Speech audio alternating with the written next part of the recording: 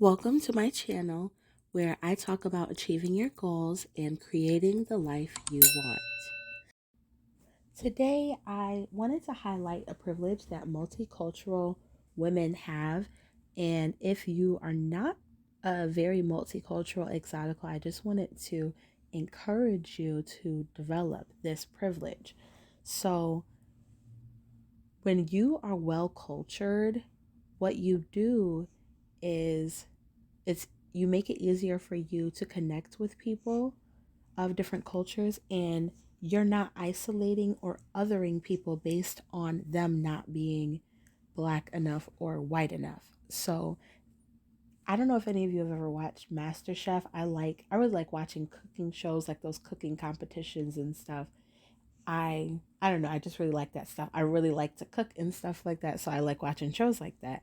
So most people know like of Gordon Ramsay, but there's this other judge on the show who is Joe Bastianich, who he is known for having like a poker face. He'll try a contestant's food and he will just like look at them and scrunch his eyes. Like he won't smile and be like, wow, that's delicious, or be like, ew, that's nasty. Like you never really know how he feels about the food until a couple seconds later because he doesn't give anything away. But his last name is Bastianich, right? And he's a food guy. He owns Italian restaurants and wineries and things like that. And so on the season, they were giving like the flash forward of what's to come in the season.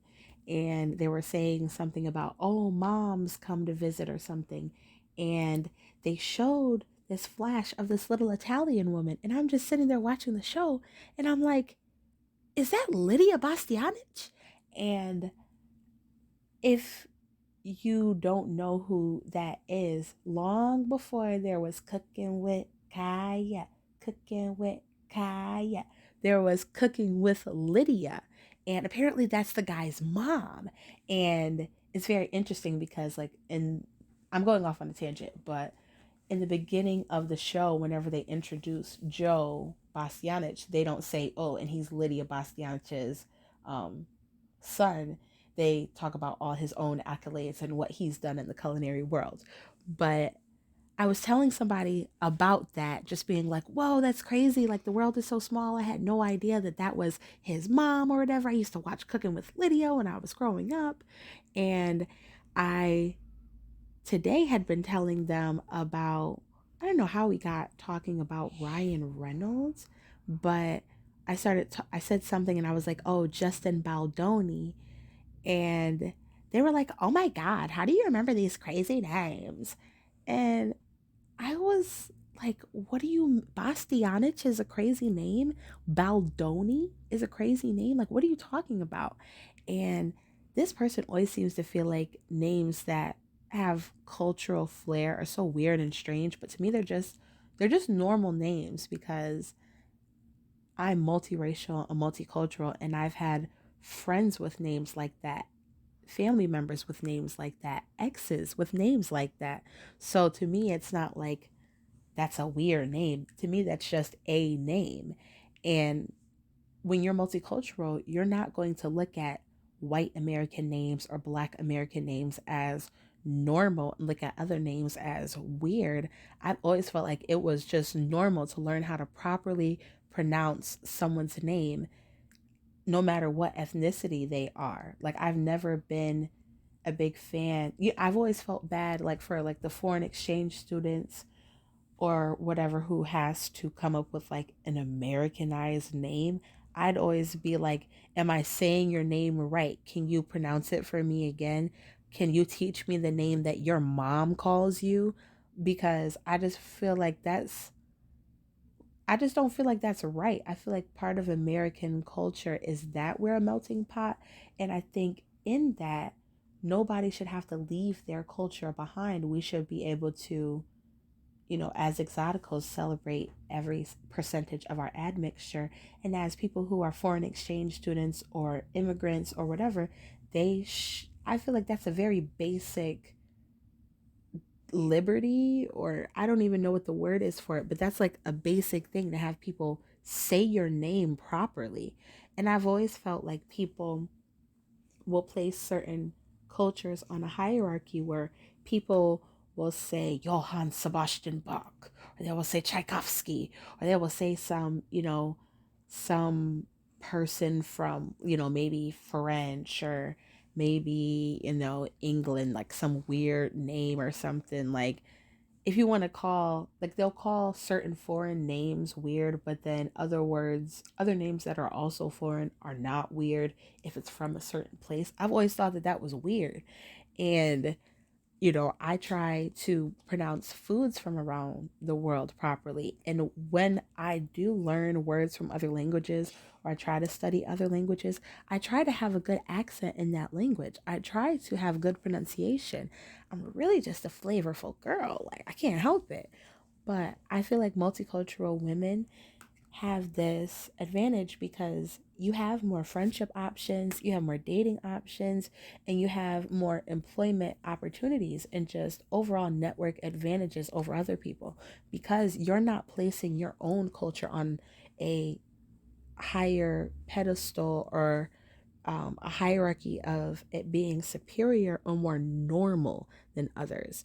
So, to this point, like when I say normal, something that I've noticed is that while I feel like monocultural black people and monocultural white people kind of use words like normal, regular in opposite ways, and I just wanted to point that out. I've noticed that monocultural black people have the tendency to say regular as an indicator of inferiority, like you're just a regular black girl, versus white people, monocultural white people will tend to use normal or regular as an indicator of superiority.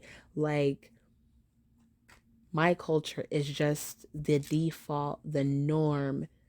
Your culture is weird or strange or whatever. And I'm not attacking either the white community or the black community because I have both as part of my background. I'm just mentioning that because um, both of those sentiments, whether it's overtly or subconsciously, they create a barrier to you connecting with other people. And we also have this advantage when it comes to things like hair and skin tone, because when you're ambiguous as well, you have all different groups of people that will almost kind of adopt you in social settings and make you feel like you're one of them.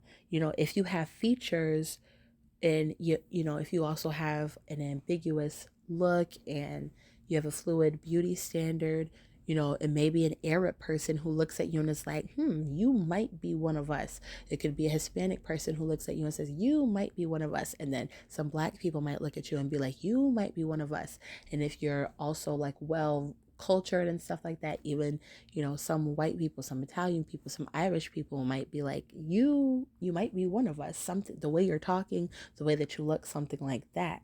And when you're multicultural and multiracial, you've had friends and family members and exes with all different types of names, all different types of accents, all different types of looks. So you don't think kinky hair looks crazy and wild, and you don't think loose textured hair looks like wet noodles or dog hair or something like that. You don't think dark skinned people look burnt. You don't think light skinned people look gray and like an alien. Sometimes monocultural people have um it's it's a bad habit, but they will cry racism, texturism, or colorism when it doesn't actually apply. So sometimes when they don't get an opportunity, they are blaming an ism, but they really just talk themselves out of it. I just wanted to highlight this privilege that multicultural women often have, since we don't have hierarchy thinking.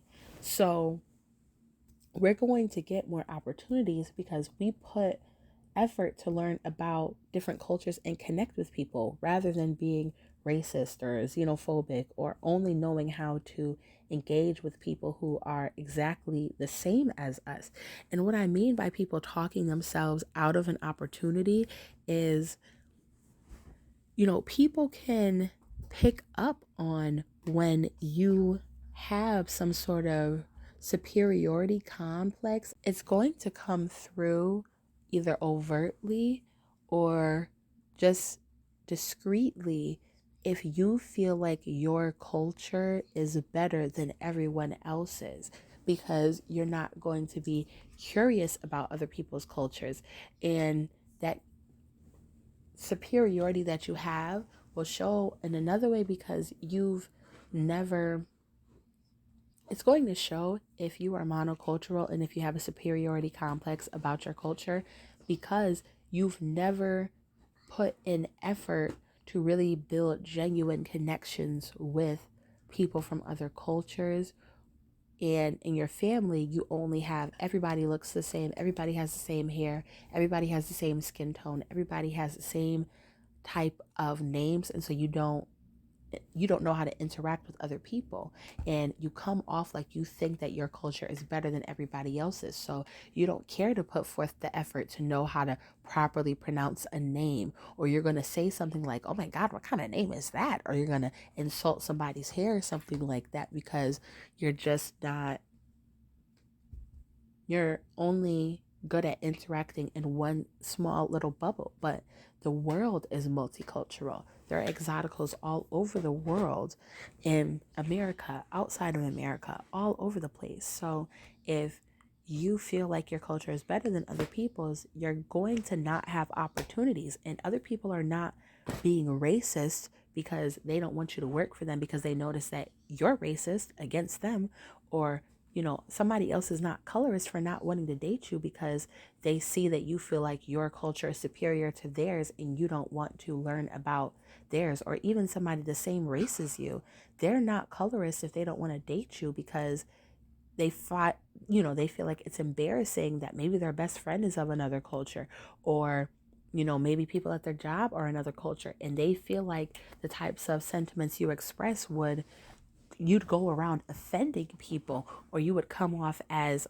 uncultured and ignorant. So what do you think, ladies? Have you ever been afforded an opportunity based on your multicultural identity? Have you ever seen someone monocultural not get an opportunity and blame it on colorism, texturism, or featureism when you knew it was something else? Let me know in the comments below. Until next time, ladies, eyes on the prize.